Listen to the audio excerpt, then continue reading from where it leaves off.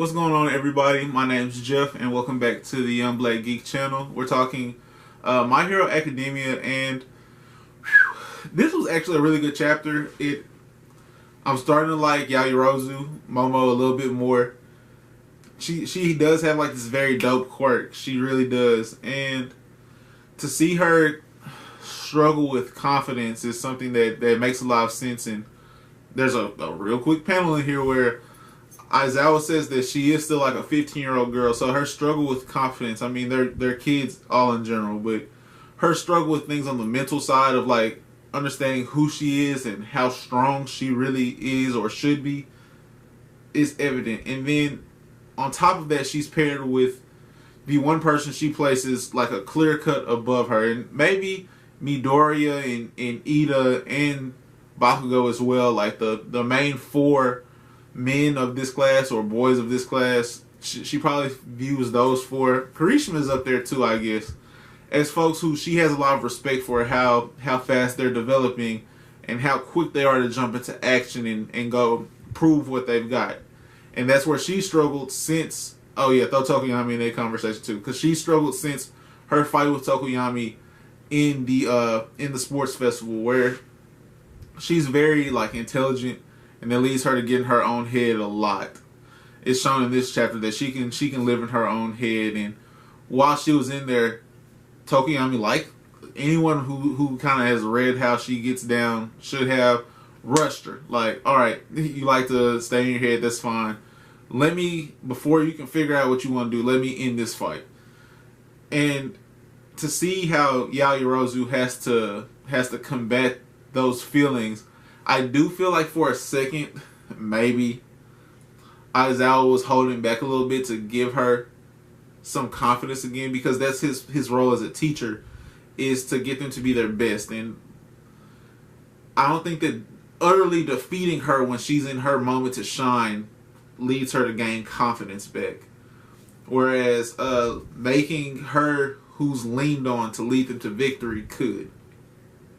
Just from his wording alone, as when he's like, as their sensei, my role as a villain should be to get her confidence back, to help her understand like that she deserves to be confident, that she does have people who will lean on her. And Todoroki, probably because of his experiences with like a hero as a dad who is the number 2 hero, who is quick to go jump into action and to go handle things correctly, he deserves that number 2 ranking.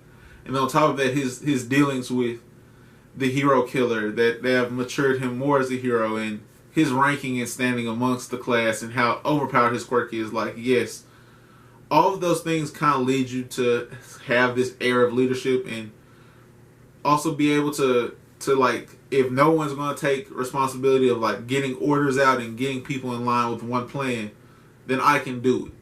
So that seeing that from Todoroki makes a lot of sense.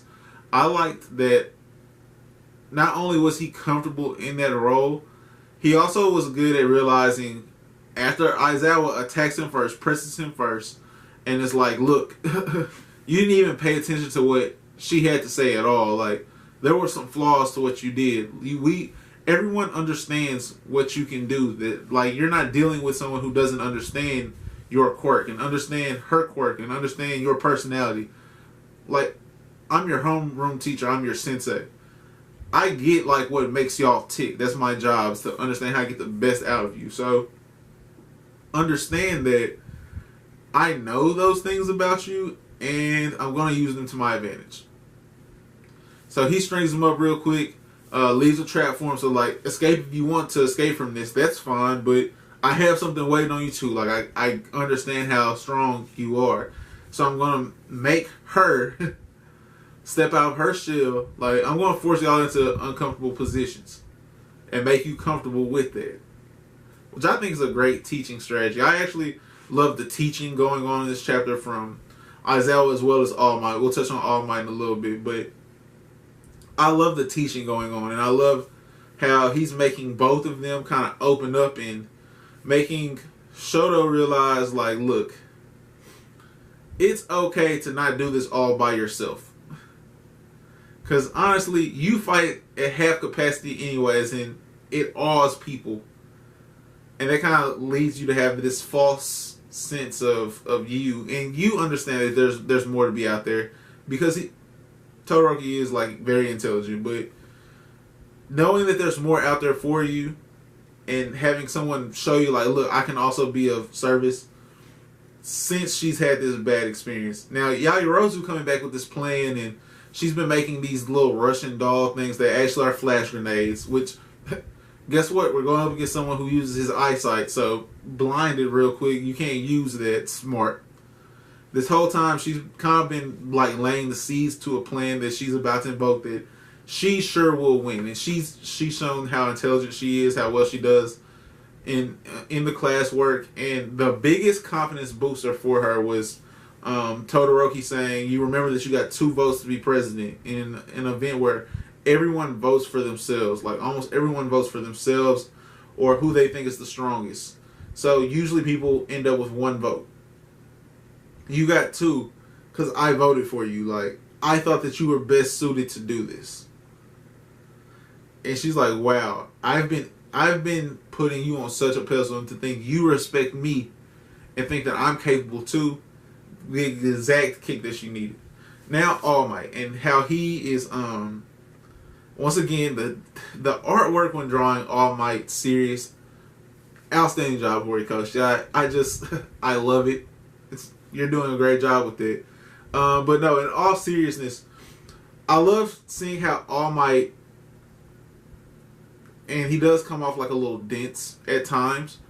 I love to see how he's understanding the similarities of Bakugo and Midoriya and their differences, and understanding how their differences can kind of put them on these equal footing of opposite paths. Like they're on the same level, but on opposite sides of this wall, right? And they finally start talking over the wall. Like they finally are working on how to get out together. And it's a first step. It is a first step. And All Might acknowledges that it's a first step. But it's nice to see that he understood it. And also didn't accept that as the victory. Like, I still got to stress them. Because to see Bakugo be working like on a plan. And he is a tactical, like he's a battle genius. He's a natural battle genius. And he is understanding things that are happening as he's doing them. It's not like needless blast. Everything has a purpose, which is why like he's such an important and interesting. I don't know why that came out like that, but such an interesting character, because that flurry barrage attack when All Might like face slammed him last chapter, and he was like, man, All Might even say like most people when you grab their face, which think about if you've ever grabbed someone's face, it's kind of it's a very intimate act at least. They like flinch, you know what I'm saying? They try to get space. Bakugo used that as an opportunity to like throw a flurry of attacks. And he was like, wow, this is different. Like this kid's built different. But Bakugo is doing it to test how strong an attack needs to be to truly phase All Might.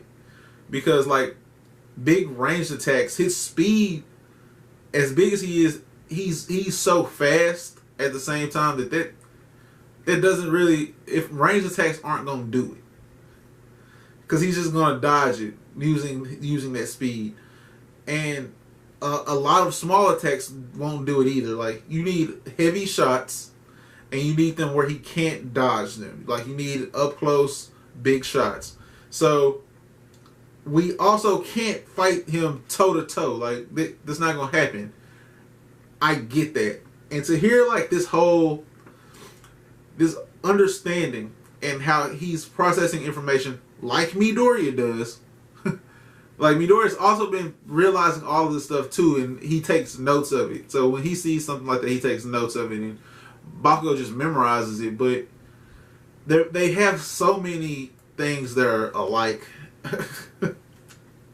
And he's like, all right, look, he's already damaged this area, so minimal damage would be for you to sneak up behind him from facing the direction that he came from, which is from the exit gate, to hit him with this attack, me get around the attack as you're attacking, and us sprint to the exit. because we won't damage an area that hasn't already been damaged. We'll already be creating space for ourselves to go get help. Like, this is our plan at victory.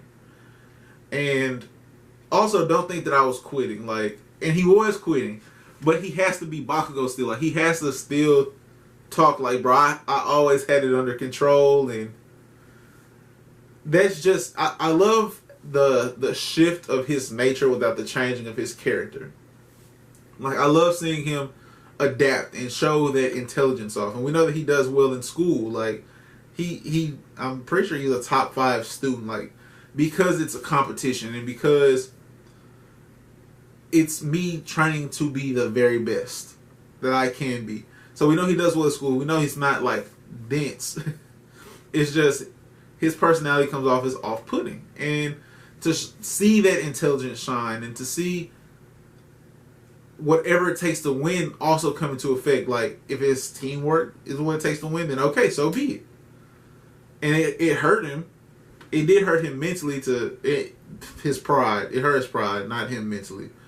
But to see his pride kind of be shaken a little bit for the achievement of this goal was huge for him. I think. And I didn't even, at first reading this, I really didn't even want to see them shift away from what's going on with them. Like, I'm enjoying that storyline of their cooperation a lot. But I needed that Momo interaction too, and to see like some growth from other members, and of course those two were the main two, because you've got the big three being Midoriya, Shoto, and Bakugo. You got the two big heroes being Eraserhead, our homeroom teacher, and All Might, the #1 hero, and you have not only the class president, but I'm pretty sure like Ida. I don't know. I don't really remember that, but the other person who got in off recommendation is in this, like, this mix. Like, this had to be the two main plot points going forward before the rest of the class kind of catches up and shows like what they've also got going on. But I enjoyed this a lot. 4 fire emojis, guys. This was a pretty solid chapter. Not perfect by any means, but it had a lot of moments that I enjoyed reading. Subscribe to the channel if you're new, and hit the notification bell so you'll be alerted to new My Hero Academia content, as well as other content that comes on the channel. Leave a like or a dislike, depending on how you felt about this video. It goes a long way.